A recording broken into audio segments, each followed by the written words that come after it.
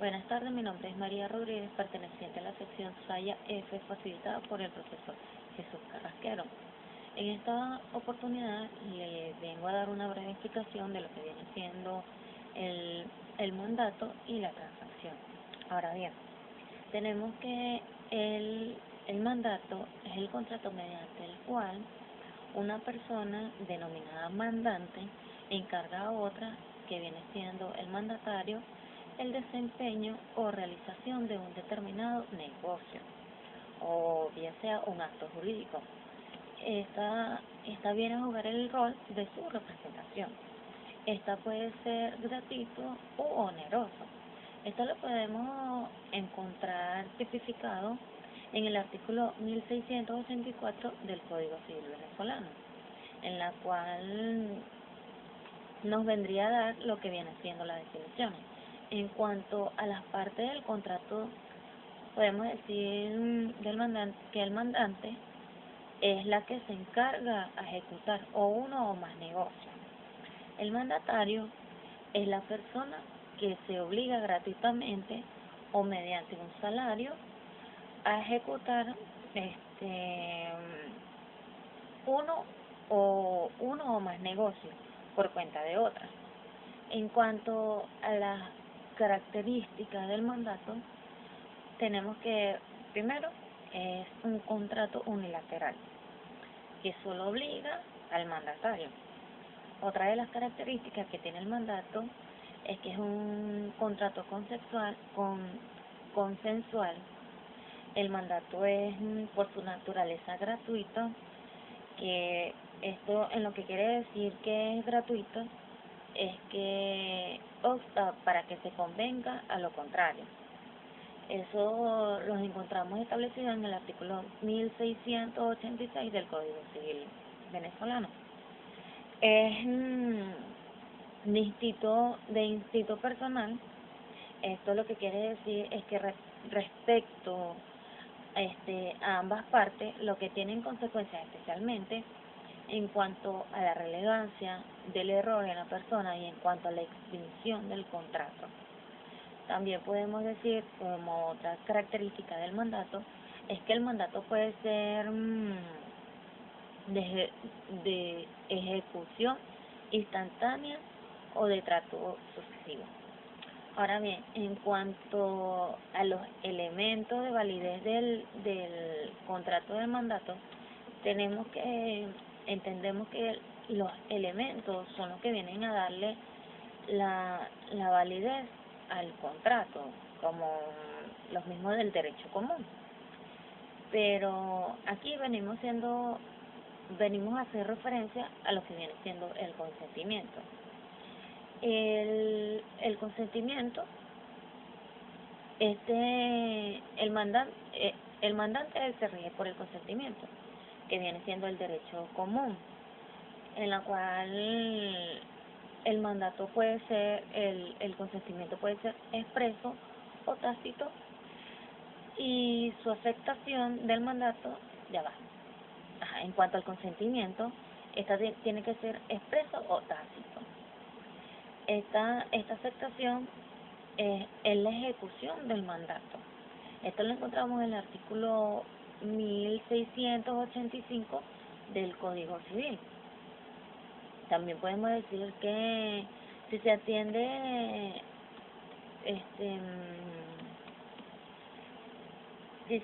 a la forma en que señalan las facultades conferidas al mandatario, esta puede ser concebido en términos generales o en términos expresos. En este sentido, el mandato expresa lo que él señala específicamente, las facultades que le confiere el mandatario. Y el mandato concebido en sus términos generales, en lo cual él señala así en lo que fue su consentimiento, por la cual él acepta los términos que le ofrecieron en ese contrato. También podemos decir que es un contrato consensual, donde deben hacerse algunas advertencias. En cuanto, podemos decir que también el mandato judicial, que para que el mandato pueda comparecer en juicio. Se encuentra sometido a a reglas formales que corresponden estudiar al derecho procesal civil. En cuanto el mandato para realizar un acto solemne, debe cumplir las mismas formalidades que en el acto, debe cumplir las mismas formalidades de un contrato, en la cual se encuentran establecidas en nuestro código. Esto podemos decir que una aplicación expresa del principio se encuentra en materia de donaciones cuando se dispone que el mandato para donar debe otorgarse en forma auténtica, si se trata de cosas o derechos cuya donación deben hacerse de dicha forma, en la cual le establece el artículo 1438 en su párrafo único. También este contrato, pues, para el mandato puede celebrar en nombre de otro, en la cual la ley exige instrumentos otorgados ante un registrador subalterno. Debe ser otorgado en las mismas formas, pero siempre y cuando refiere a actos para los cuales es necesario y suficiente la escritura privada. Esto lo encontramos en el artículo 1169, párrafo único. En cuanto al objeto principal o el objeto que tiene el contrato del mandato, es que puede hacer nacer obligaciones para ambas partes, cada una de las cuales tiene su objeto propio. El objeto del mandato, por excelencia, es el acto jurídico o los actos jurídicos que el mandante encarga al mandatario, en que éste se obliga a ejecutar por cuenta de aquel. Podemos decir que se puede conferir un mandato para realizar toda clase de actos jurídicos, salvo respecto a los cuales no cabe representación. En cuanto a este principio, se formula diciendo que se puede conferir para todos los actos, excepto para los que vienen siendo los actos procesales. En cuanto a las facultades del mandatario, estas van a variar respecto al asunto o a los asuntos que se le encarguen ejecutar. Esto para determinar el alcance de las mismas deben de tenerse en cuenta que el mandato concebido en términos generales solo sean para realizar actos de simple administración. Esto lo podemos encontrar tipificado en el artículo 1688 del Código Civil, en la cual la norma le da su interpretación de la voluntad de la voluntad presunta de las partes. También tenemos como otro elemento del mandato que viene siendo la capacidad. La capacidad es la misma que se necesita para realizar todo acto jurídico.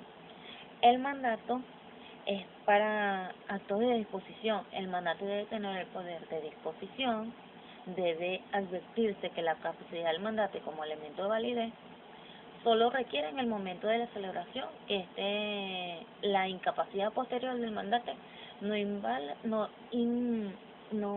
sea inválida nunca el mandato que se frecuente en la extinción.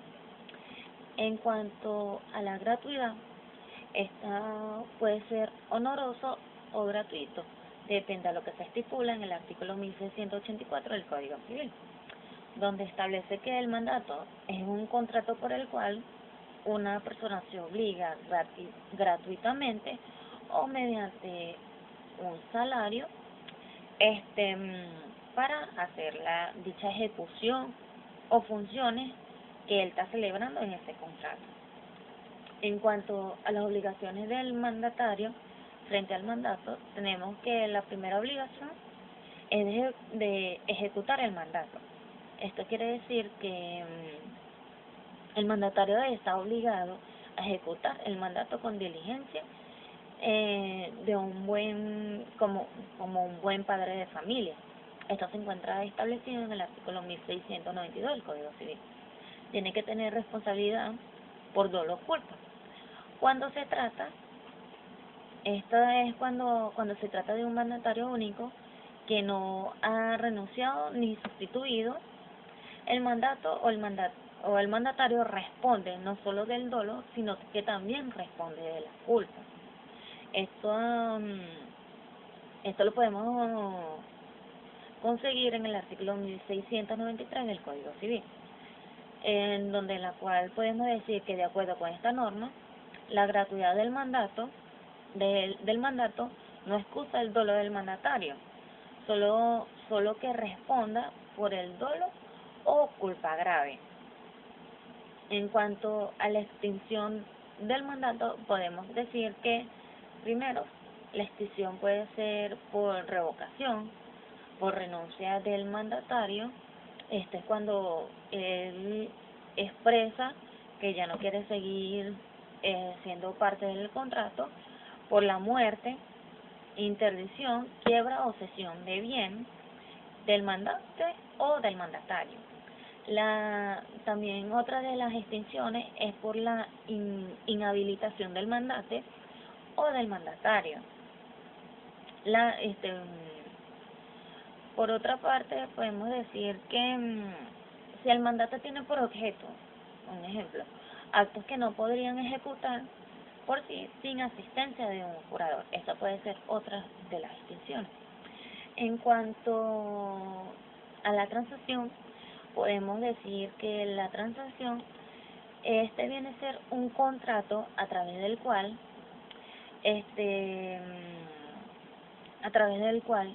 las partes de un proceso deciden determinarlo para evitar un conflicto que se convierta en un litigio futuro. Las partes que celebran una transacción deben ser capaces de disponer de los objetos comprendidos de la transacción.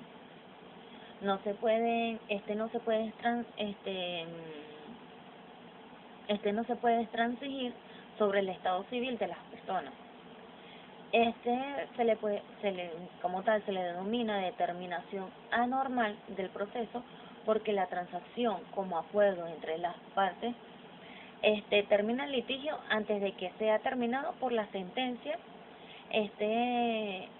antes de la sentencia del proceso judicial. Es decir, que la transacción puede ser extrajudicial o en esta última se requiere la aprobación de un juez. Esto de acuerdo a lo expuesto en el artículo 2469 del Código Civil, en la cual establece que mediante la transacción pueden las partes dar por terminado extrajudicialmente un litigio pendiente.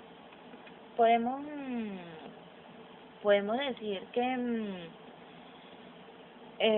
los requisitos para la transacción es que haya una existencia de una diferencia litigiosa, aun cuando no se diferencie o se halle su judice.